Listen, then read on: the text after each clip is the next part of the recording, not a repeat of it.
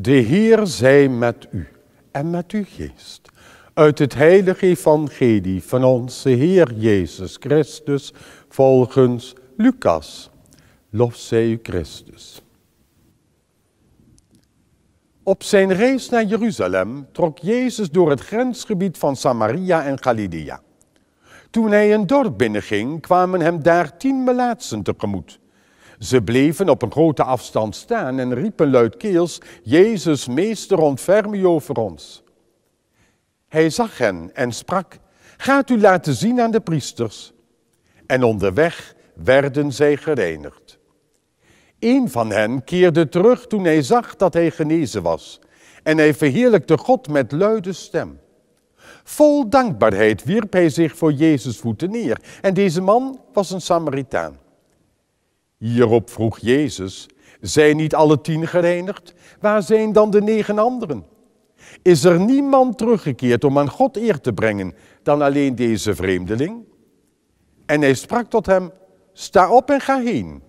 Uw geloof heeft u gered. Zo spreekt de Heer. Wij danken God.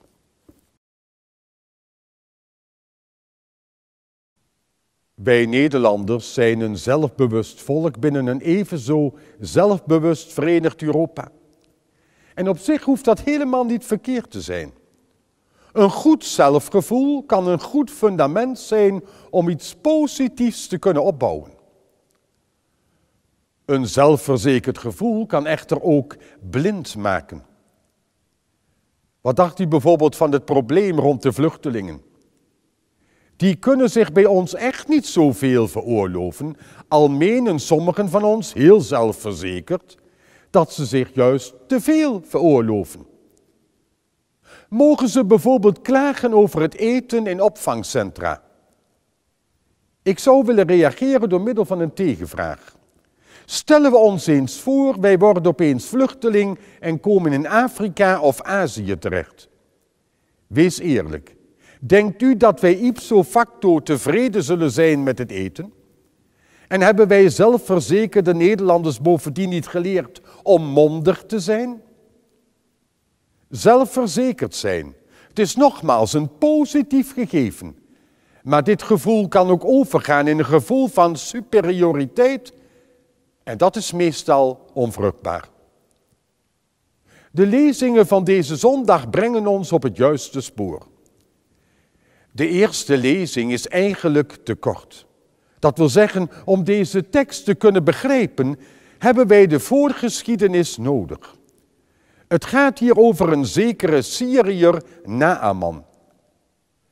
Dat deze Naaman Syriër was, maakt het verhaal in zekere zin al actueel.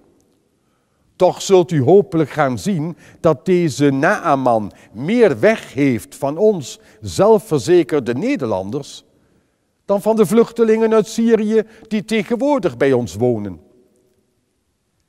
Naaman was een legerofficier in het toenmalige vredige en welvarende Syrië.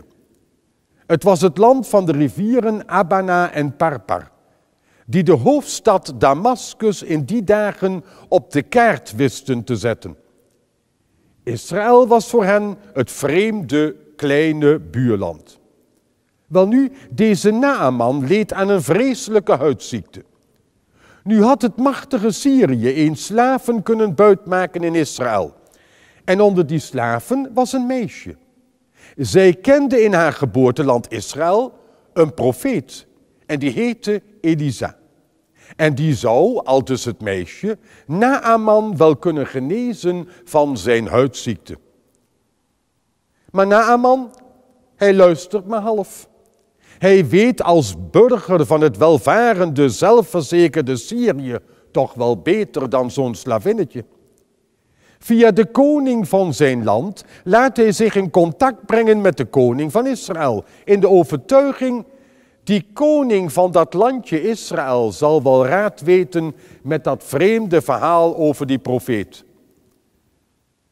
Maar de zelfverzekerde koning van Israël weet ook niet waarover het gaat. Zijn zelfverzekerdheid heeft hem namelijk blind gemaakt voor het geheim van Gods profeet Elisa.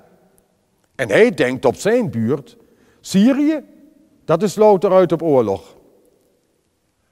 Uiteindelijk komt Naaman toch uit bij de profeet van God. En deze geeft hem een heel eenvoudige opdracht. Ga je 7 maal onderdompelen in de Jordaan. Maar Naaman, zelfverzekerd, wil niet. En waarom niet? Omdat hij het als legerhoofdman van het welvarende Syrië beter meent te weten. Hij laat zich toch niet zeggen door een profeet uit het primitieve Israël. De eenvoudige dienaren van Naaman zijn blijkbaar minder zelfverzekerd. Zij staan als eenvoudige dienstboden wel open voor de profeet. En ze zeggen tot Naaman, de profeet vraagt toch niks moeilijks? U meent het echter beter te weten dan de profeet? Naaman vindt namelijk de rivieren van zijn eigen land veel meer geschikt. De Jordaan is in zijn ogen slechts een sloot. Uiteindelijk doet hij wat zijn dienaren hen aanraden. En de lezing van vandaag verzekert het ons, hij werd genezen. Niet alleen van zijn huidziekte, maar vooral ook van een verkeerde en dus onvruchtbare zelfverzekerdheid. In feite zegt het evangelie hetzelfde. Een Samaritaan, een buitenstaander, iemand die met de nek werd aangekeken, zoals nu menig vluchteling bij ons, is de enige die tot dankbaarheid komt. Hij is niet alleen genezen van zijn melaatsheid, maar ook van de boeien van kortzichtigheid. Hij brengt dank aan God. De boeien van kortzichtigheid.